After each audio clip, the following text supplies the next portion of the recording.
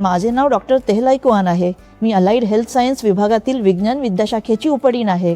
मी biomedical आणि आहारशास्त्र विषयाच्या विद्यार्थ्यांना शिकवते. तर या प्रकल्पासाठी आम्ही इलेक्ट्रोमॅग्नेटिक हायपरसेन्सिटिव्हिटी सिंड्रोमचा अभ्यास करत आहोत.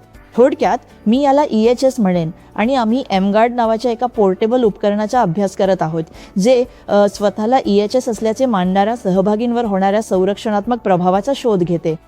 या प्रकल्पात सहभागी 3 दिवस हे उपकरण सोबत बाळगतील आणि उपकरण बाळगण्यापूर्वी आणि नंतर आम्ही त्यांच्या रक्ताच्या जिवंत पेशींच्या रचनेचा अभ्यास करू, ज्यात रुलॉक्स फॉर्मेशनचे निरीक्षण केले जाईल. या व्यतिरिक्त आम्ही ऑक्सिडेटिव्ह मार्कर तपासण्यासाठी प्लाझ्मा काढू, ज्यामध्ये हीट शॉक प्रोटीन मार्कर आणि हिस्टामाइन मार्करचा समावेश असेल. आणि आम्ही ॲलर्जिक मार्करचा अभ्यास करू, जसं की मॅलोंडियाल्डिहाइड मार्कर. आणि आम्ही न्यूरो मार्करचा देखील अभ्यास करत आहोत, जो सेरोटोनिन मार्कर आहे.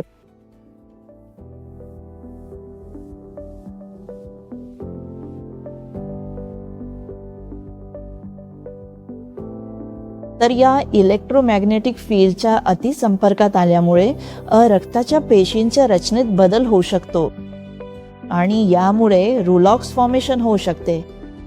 तर एकदा का रक्तप्रवाहात रुलॉक्स फॉर्मेशन झाले की त्यामुळे ऑक्सिजनच्या वहनात कमतरता निर्माण होईल आणि त्याचा सूक्ष्म रक्तवाहिन्यांमधील रक्ताभिसरणावरही परिणाम होईल. आणि एकदा का या सूक्ष्म रक्ताभिसरणावर परिणाम झाला की त्यामुळे अनेक लक्षणे दिसू शकतात, जी या EHS म्हणजेच इलेक्ट्रोमॅग्नेटिक हायपरसेन्सिटिव्हिटी सिंड्रोमची विशिष्ट लक्षणे नसतात.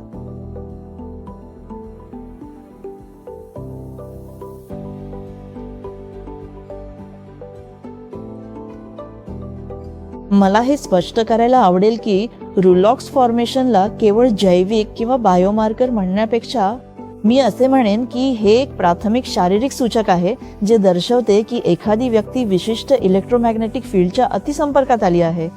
आपल्या सामान्य लाल पेशींच्या भोवती ऋण प्रभार असतो आणि एकदा का या इलेक्ट्रोमॅग्नेटिक फील्डच्या अतिसंपर्कात आले की त्यामुळे ते सर्व प्रभार कमी होऊ शकतात आणि प्रतिकारक शक्ती कमी होते. त्यामुळे सर्व लाल पेशी एकत्र येतात आणि एकमेकांवर साचतात, ज्यामुळे रुलॉक्स फॉर्मेशन तयार होते.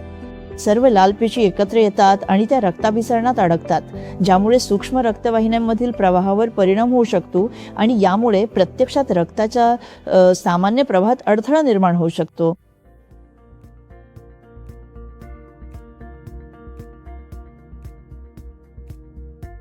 केवळ 3 दिवसांच्या निरीक्षण कालावधीत 70.3% सहभागींनी त्यांच्या लक्षणांमध्ये लक्षणीय सुधारणा झाल्याचे सांगितले.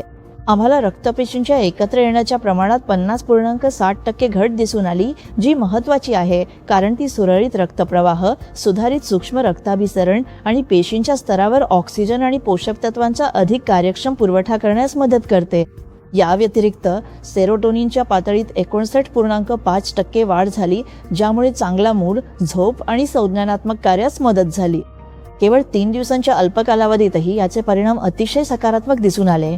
अशी अपेक्षा आहे की एमगार्ड तंत्रज्ञानाचा दीर्घकाळ वापर केल्यास अधिक स्पष्ट आणि सांख्यिकीय दृष्ट्या महत्त्वपूर्ण बदल दिसून येतील.